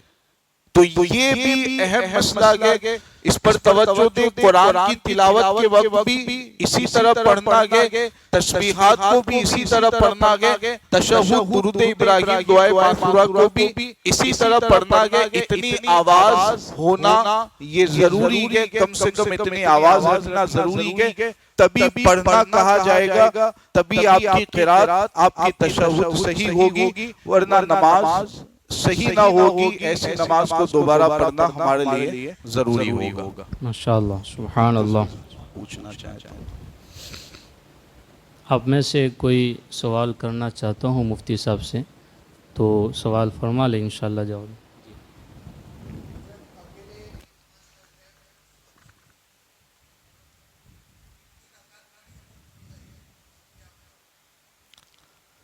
سوال تو یہ بھی اچھا ہے، صورت تو یہ بھی پیش آتی ہے کہ نماز پڑھ رہے ہیں، اب کتنی رکعت پڑھی یہی نہیں معلوم ہے۔ 4 رکعت فرض پڑھنے کے لیے مثال کے طور پر اکیلے کھڑے ہوئے ہیں، 4 رکعت سنت پڑھنے کے لیے کھڑے ہوئے ہیں، اب دوسری یا تیسری رکعت میں پہنچے، ابھی یاد ہی نہیں ہے کہ کتنی رکعتیں ہم نے ادا کی ہیں۔ پہلا طریقہ تو اس کا یہ بتایا گیا کہ آپ اچھی طریقے سے غور و فکر کریں، لیکن غور و فکر کرنے کا یہ مطلب نہیں کہ آپ تلاوت کو بند کر دیں، تسبیحات پڑھنا بند کر دیں، خاموش ہو کر کے غور کرنے لگے۔ اگر خاموش ہو کر کے سوچنے لگیں گے، 3 مرتبہ سبحان اللہ سبحان اللہ سبحان اللہ کہنے کی مقدار خاموش رہیں گے، واجب چھوٹے گا، نماز پھر سے پڑھنی پڑے گی۔ تو غور کیسے کرنا ہے؟ آپ جو پڑھ رہے ہیں اس کو شروع رکھیں اور سوچتے جائیں، غور کرتے جائیں کہ میں نے رکعت پڑھی۔ آپ غور کرتے جا رہے ہیں، اب آپ کے ذہن و دماغ میں یہ بات بیٹھ گئی کہ نہیں میری 3 رکعت ہوئی، یہ اچھی طرح آپ کے ذہن میں بیٹھ گیا، تو اب 3 رکعت مانتے ہوئے چوتھی رکعت ملا لیں، نماز کو مکمل کریں۔ اگر ذہن و دماغ میں یہ بیٹھا کہ میری 2 رکعت ہوئی گے، 2 رکعت مانتے ہوئے تیسری چوتھی رکعت پڑھیں، نماز کو مکمل کریں۔ یہ ایک صورت ہے کہ آپ غور کریں اور غور و فکر کرنے کے بعد یقین ہو جائے، کسی چیز کے حوالے سے غالب گمان ہو جائے۔ دوسری صورت یہ ہے کہ آپ غور و فکر کرتے جا رہے ہیں، لیکن آپ کا ذہن کسی چیز کا فیصلہ نہیں کر پا رہا ہے، 2 یا 3 یہ شک مسلسل باقی ہے۔ غور و فکر کرنے کے بعد بھی کچھ آپ کو سمجھ میں نہیں آ رہا ہے، آپ کوئی فیصلہ نہیں کر پا رہے ہیں، تو اب شریعت نے یہ حکم دیا ہے کہ 2 یا 3 اگر اس میں شک ہے تو جو کم والی صورت ہے اس کو اپنا لے۔ 2 یا 3 میں شک ہے تو 2 رکعت مانے، 2 رکعت مانتے ہوئے پڑھنا شروع کریں۔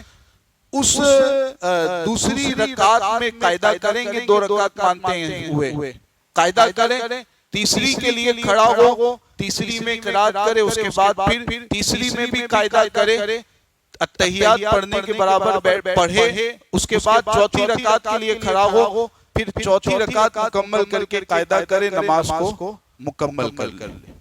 2 یا 3 میں شک ہوتا ہے تو ایسے 3 یا 4 میں اگر شک ہو، کوئی فیصلہ نہیں کر پا رہے تو 3 رکعت مانے، اس میں بھی قاعدہ کرے، چوتھی رکعت پڑھیں، اس میں بھی قاعدہ کرے، اتحیات درود ابراہیم دعائے معثورہ پڑھ کر کے سلام پھیر دیں۔ تو جو کم والی صورت ہے اسی کو اپنائیں۔ اگر فیصلہ نہیں کر پا رہے ہیں اور ذہن و دماغ میں کوئی بات نہیں بیٹھ پا رہی ہے تو یہ دوسری صورت شریعت نے ہمیں بتائی ہے۔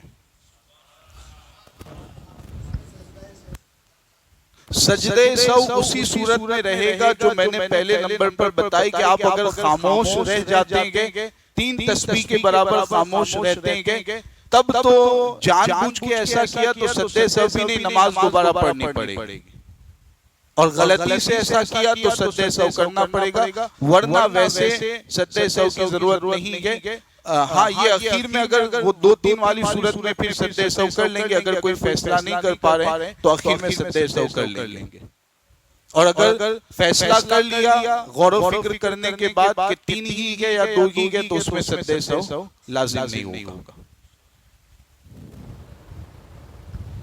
حضرت ایک سوال یہ ہے کہ جو نفل نماز بیٹھ کر کے پڑھتے ہیں تو رکوع میں کہاں تک سر جھکایا جائے، اس کی رہنمائی فرمائیں۔ یہ بھی طریقہ سمجھ لیجئے۔ اولا تو میں اس کے حوالے سے رہنمائی کروں گا، آپ کی بھی خاص توجہ چاہوں گا کہ اگر آپ کے اندر طاقت و استطاعت ہے، آپ کھڑے ہو کر کے پڑھ سکتے ہیں، تو اولا تو میں گزارش یہ کروں گا، حدیث پاک میں جو رہنمائی ہماری کی گئی ہے وہی میں آپ تک پہنچا رہا ہوں کہ کھڑے ہو کر کے پڑھنے کی طاقت ہے تو ایسی صورت میں بہتر اور افضل یہی ہے کہ کھڑے ہو کر کے پڑھیں۔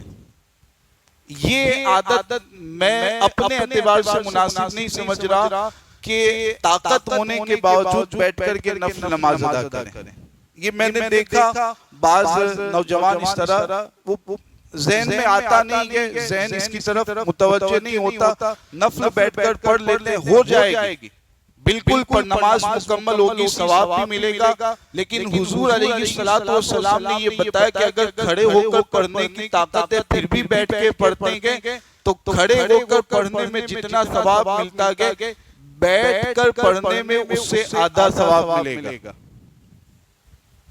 اب اگر میں آپ سے کہوں کہ کھڑے ہو کر کے آپ یہ سودا کریں گے تو آپ کو 100 روپے کا نفع ملے گا، اور بیٹھ کر کے اگر آپ یہی سودا کریں گے تو 50 روپے کا نفع ملے گا۔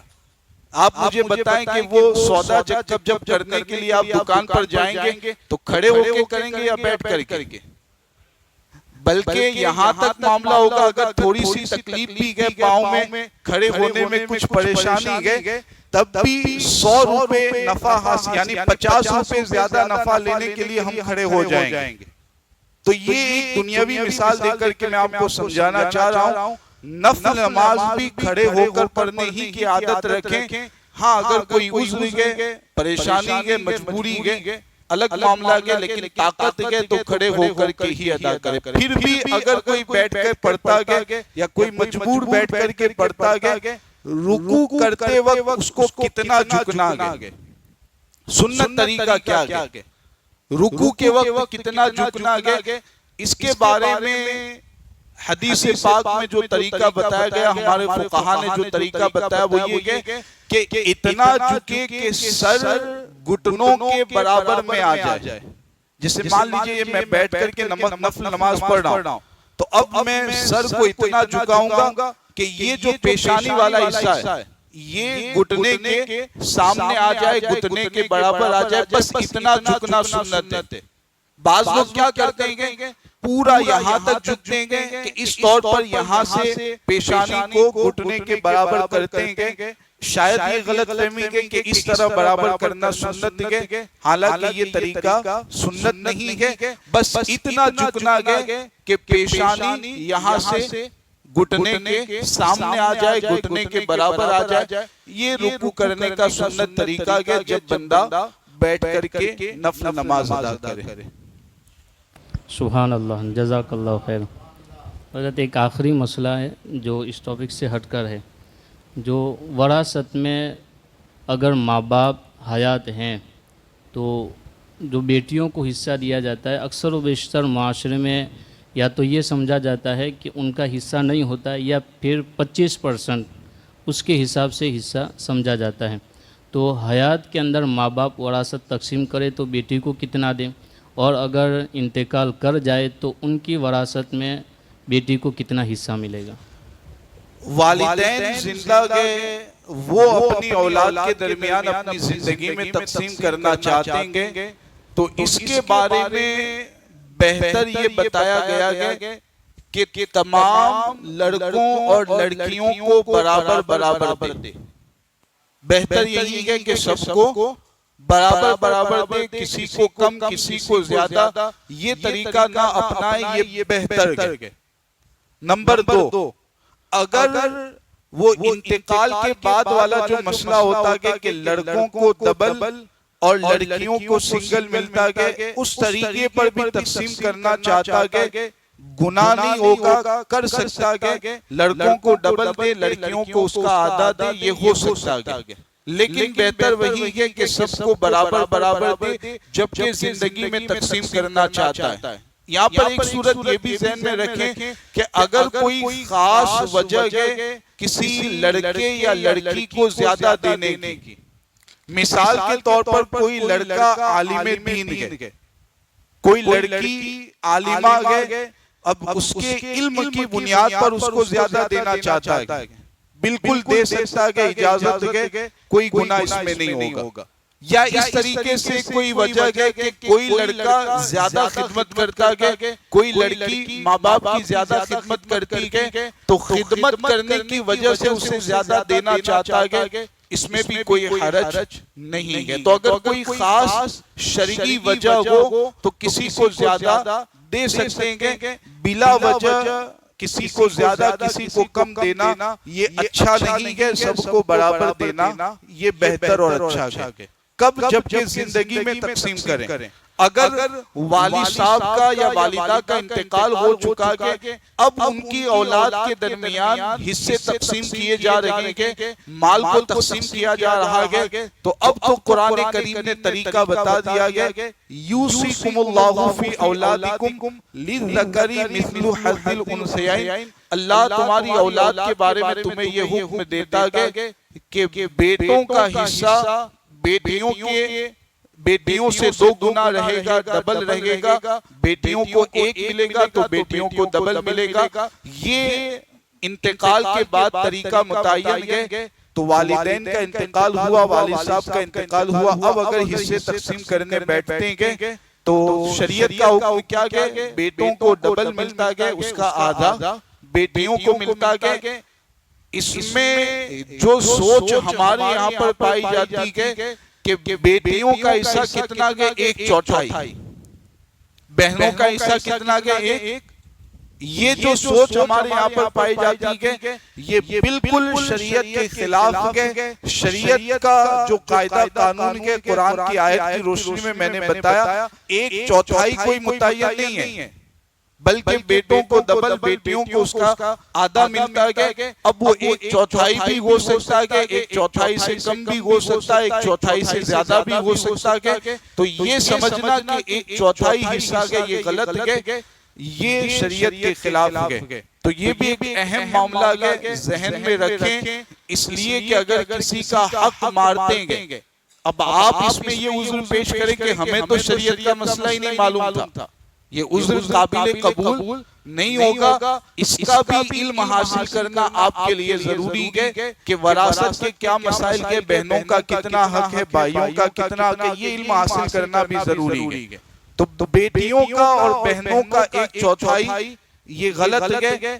شریعت کے اعتبار سے ڈبل اور سنگل یہ حکم رہتا ہے۔ اب کس کا کتنا حصہ ہوگا وہ تفصیل جب آپ بتائیں گے کسی بھی عالم دین کے سامنے کہ اتنے بیٹے اتنی بیٹیاں گئے، والدین گئے نہیں گئے وغیرہ، تو پھر وہ آپ کو سمجھا دیں گے کہ اتنے حصے کر کے اس کو اتنا حصہ ملے گا، اس کو اتنا حصہ ملے گا۔ وہ تفصیل آپ بتائیں گے تو پھر آپ تک اس میں جو شریعت کا حکم ہے وہ آپ تک پہنچا دیا جائے گا۔ سبحان اللہ، ماشاءاللہ۔ حضرت مسئلہ ایک دوسرا پوچھنا تھا، مگر اسی حوالے سے کلیئر کرنے کے لیے ایک بات پوچھ لیتا ہوں کہ یہ بھی ہوتا ہے کہ باپ ابھی زندہ ہے، بیٹیوں کی شادی کی تو باپ نے بیٹیوں کو کان کی بالیاں، گلے کا ہار وغیرہ سونا دلایا، اور جب باپ کا انتقال ہو گیا، وراثت تقسیم کرنے کی بات آئی تو بھائی یہ کہہ دیتے ہیں کہ ان کی شادی میں ان کو سونا دے دیا گیا ہے، اب کوئی حصہ نہیں، تو کیا بھائیوں کی یہ بات صحیح ہے؟ یہ بھی بالکل خلاف ہے شریعت کے، اور یہ شرعی طور پر بالکل ناجائز حرام ہے۔ شادی کے موقع پر والدین نے جو کچھ بیٹیوں کو دیا گیا وہ ان کا حق تھا، ان کو ادا کر دیا گیا، وہ اس کی مالک ہو گئی۔ اب اگر باپ کا انتقال ہو، والدہ کا انتقال ہو، تو جو کچھ وراثت میں ان کا حصہ قرآن میں بیان کیا گیا ہے وہ ان کو دینا ضروری ہے۔ یہ کہنا کہ شادی کے موقع پر تمہیں دے دیا گیا اب تمہارا کوئی حق نہیں بنتا، یہ بہنوں کا حق مارنا ہوگا، اور یہ سخت گناہ کا کام ہے، اسے بچنا ضروری ہے۔ یہاں ایک میں عرض کر دوں، سوال میرے ذہن میں آ رہا ہے کہ بودیلی جانا ہوا تھا تو یہ وراثت کے جب مسائل بتائے گئے تو اسی میں ایک سوال یہ کیا گیا جو آج کے دور میں سمجھنا بہت ضروری ہے کہ قرآن نے جو طریقہ بتایا بیٹوں کو ڈبل اور بیٹیوں کو سنگل، یہ جو طریقہ قرآن نے بتایا تو معاذ اللہ کیا یہ ناانصافی نہیں ہے؟ یہ تو لڑکیوں کے ساتھ ناانصافی ہے کہ ان کو سنگل اور لڑکوں کو ڈبل۔ تو یہ اسلام کا حکم کیسا ہے؟ معاذ اللہ اس کو ناانصافی کہا جاتا ہے، اور بہت سے ملحدین اس طرح کا سوال کرتے ہیں کہ یہ تو دیکھو اسلام کے احکام میں عدل انصاف نہیں ہے۔ اس کا جواب آپ دیکھیں، قرآن کا کہ جتنے احکام کے، شریعت کے جتنے احکام کے، اس میں ان میں ہزاروں حکمتیں پوشیدہ ہوتی ہیں، ہماری عقلیں ان حکمتوں تک نہیں پہنچ پاتی ہیں، یہ ایک الگ معاملہ ہے۔ اب یہاں ذرا غور کریں، شریعت نے بیٹوں کو ڈبل، بیٹیوں کو سنگل، بھائیوں کو ڈبل، بہنوں کو سنگل، یہ کیوں حکم دیا ہے؟ غور جب آپ کریں گے تو آپ کو پتا چلے گا کہ جو دنیاوی زندگی ہوتی ہے اس میں بیٹوں کی ذمہ داری زیادہ ہوتی ہے، بیٹیوں کی ذمہ داری کم ہوتی ہے۔ والد صاحب کا اگر انتقال ہوا تو والدہ کو کھلانے پلانے کی ذمہ داری کس کی ہے؟ بیٹے کی۔ بہنوں کو جب تک شادی نہ ہو جائے کھلانے پلانے کی ذمہ داری کس کی ہے؟ بھائی کی، بیٹے کی۔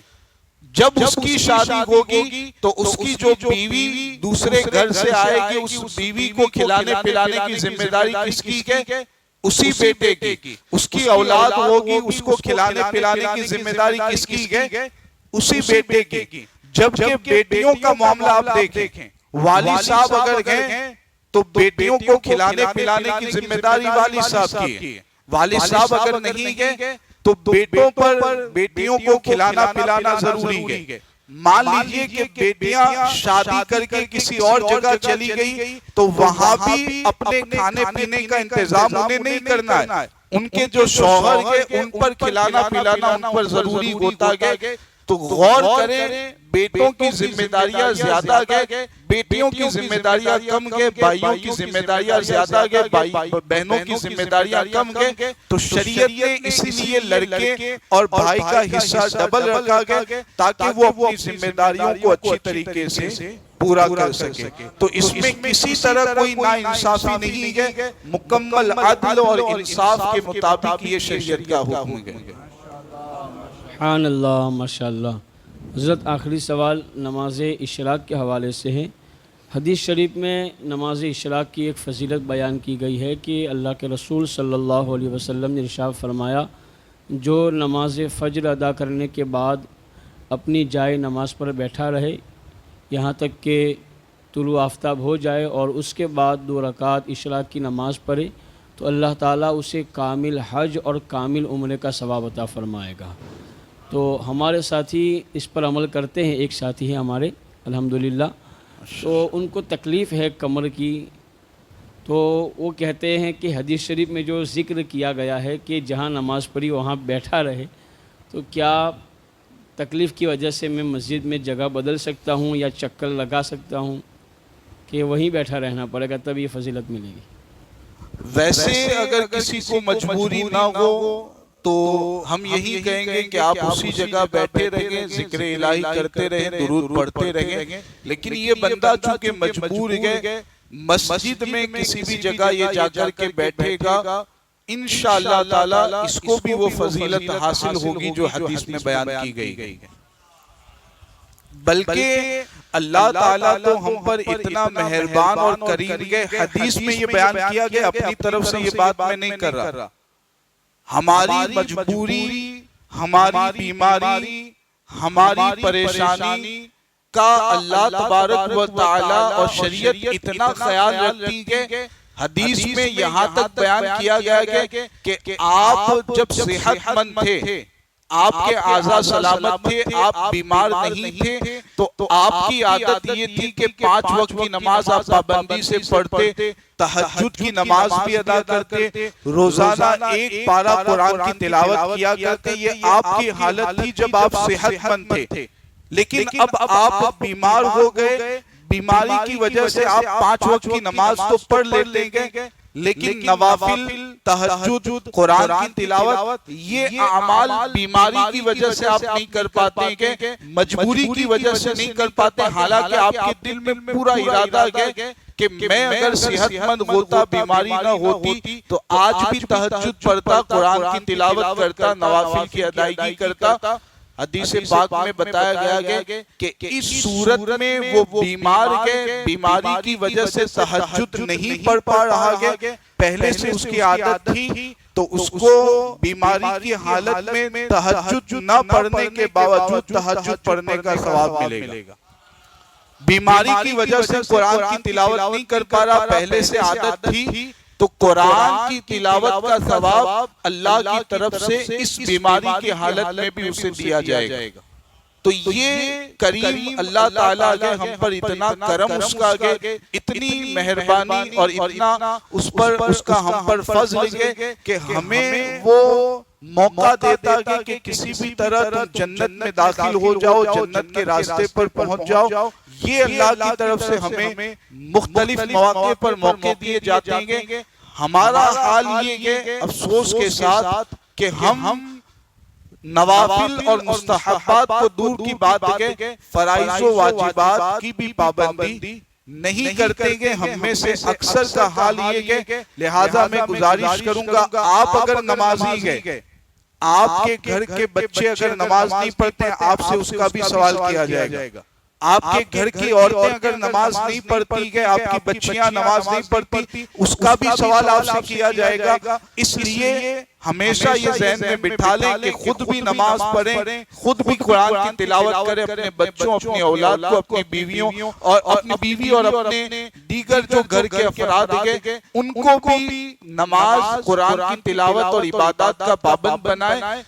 آپ کے دوست اگر گئے، آپ کے رشتہ دار گئے، ان کو بھی آپ مسجد کی طرف لانے کی کوشش کریں۔ یہ ہماری ذمہ داری ہے۔ قرآن نے ہمیں بتایا کہ اپنے آپ کو اور اپنے گھر والوں کو جہنم کی آگ سے بچاؤ۔ تو یہ ہمارے یہاں کہ باپ تو نماز کا پابند ہے، بیٹا نماز نہیں پڑھتا، بیٹا پابند ہے، بھائی نماز نہیں پڑھتا، بہن نماز نہیں پڑھتی، ماں نماز نہیں پڑھتی، تو ان کو بھی آپ سمجھائیں۔ اگر وہ دنیاوی طور پر قانون کے خلاف کوئی کام کرتا ہے، ایک آخری مثال دے کر کے میں گفتگو ختم کروں گا، گورنمنٹ کے قانون کے خلاف آپ کا بیٹا کوئی کام کرتا ہے، آپ کی بیوی گورنمنٹ کے قانون کے خلاف کوئی کام کرتی ہے، آپ کی بچی گورنمنٹ کے قانون کے خلاف چوراہے پر جا کر کے کوئی کام کرتی ہے، آپ مجھے بتائیں کہ آپ اس کو روکیں گے یا نہیں روکیں گے؟ فوراً آپ روکیں گے اور اتنی سختی کریں گے کہ اگر مارنے کی ضرورت پیش آئی تو آپ ماریں گے، اگر اس کو سختی کرنے کی ضرورت پیش آئی تو آپ سختی کریں گے، لیکن گورنمنٹ کے قانون کے خلاف اس کو کوئی بھی کام آپ کرنے نہیں دیں گے۔ یہی تو ہماری سوچ ہے۔ اب میں یہ کہنا چاہوں گا کہ اس خالق کائنات کا قانون جو تمام زمین و آسمان کو پیدا کرنے والا ہے، تمام مخلوقات کو پیدا کرنے والا ہے، جو جنت و جہنم کا مالک ہے، اس خالق کائنات کے قانون کی خلاف ورزی جب ہماری بیوی، ہمارے بچے، ہمارے لڑکے، ہماری لڑکیاں کرتی ہے تو اس وقت ہم انہیں کیوں منع نہیں کرتے؟ اس پر ہم سختی کیوں نہیں کرتے؟ انہیں ہم سختی کے ساتھ نماز کا پابند کیوں نہیں بناتے ہیں؟ تو یہ عادت اپنی بنائے، ذہنیت کو بدلیں کہ خود بھی پابند شرع بننا گئے، اپنے گھر والوں، رشتہ داروں اور دوستوں کو بھی پابند شرع بنانا گئے۔ سنی دعوت اسلامی کا یہی مقصد ہے، اسی مقصد کے تحت یہ تحریک کام کرتی ہے اور آپ کو اسی لیے اس تحریک کے ساتھ منسلک ہونا ہے تاکہ آپ بھی جنتی بنے، آپ کے گھر والے رشتہ دار بھی جنتی بنے۔ اللہ تعالی ہم سب کو عمل کی توفیق عطا فرمائے، علم حاصل کرنے کی توفیق عطا فرمائے اور احکام شرع پر پابندی سے عمل کرنے کی توفیق عطا فرمائے۔ استغفر اللہ ربی من کل ذنب واتوب الیہ وما توفیقی الا باللہ۔ السلام علیکم ورحمۃ اللہ۔ مصطفیٰ جان رحمت پہ لاکھوں سلام، شمع بز میں ہدایت پہ لاکھوں سلام، مصطفیٰ جان رحمت پہ لاکھوں سلام، شمع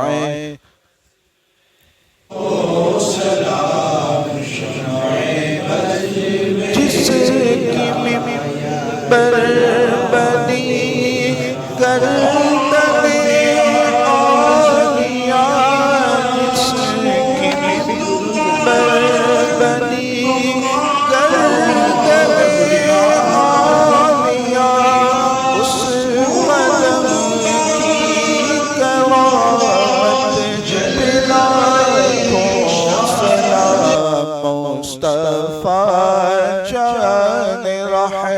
مت پہ لاکھوں سلام شمع بز میں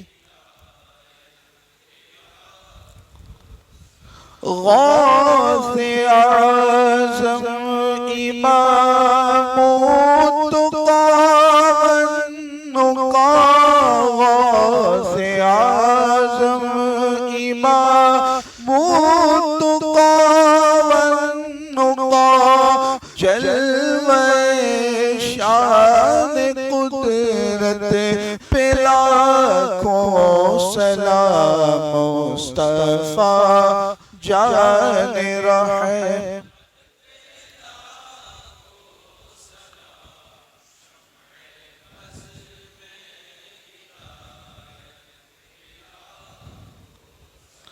الصلاة والسلام عليك يا خاتم النبيين وعلى آلك وأصحابك يا سيد المرسلين یا اللہ یا رحمان یا رحیم اللہ تبارک و تعالی جو کچھ دین کی باتیں ہم نے سیکھی تیرے پیارے حبیب علیہ السلام کا ذکر کیا مولا تعالی سب کو اپنی بارگاہ سے شرف قبولیت عطا فرما مولا تعالی ان سب کا ثواب ہمارے والدین ہمارے رشتہ دار حضرت آدم سے لے کر قیامت تک جتنے بھی مسلمان بھائی بہن آنے والے ہیں سب کی ارواح کو پیش کرتے مقبول فرما مولا تبارک و تعالی ہم سب کی بے حساب مغفرت و بخشش فرما ہمارے گناہوں کو معاف فرما مولا تبارک و تعالی ہمارے والدین اساتذہ کی مغفرت فرما مولا تبارک و تعالی ہم سب کی جان و مال عزت و آب و ایمان کی حفاظت فرما علم دین حاصل کرنے اس پر عمل کرنے کی توفیق عطا فرما اعمال حسنہ بجا لانے اعمال سیئہ سے بچنے کی توفیق عطا فرما ایمان و عقیدے کی سلامتی عطا فرما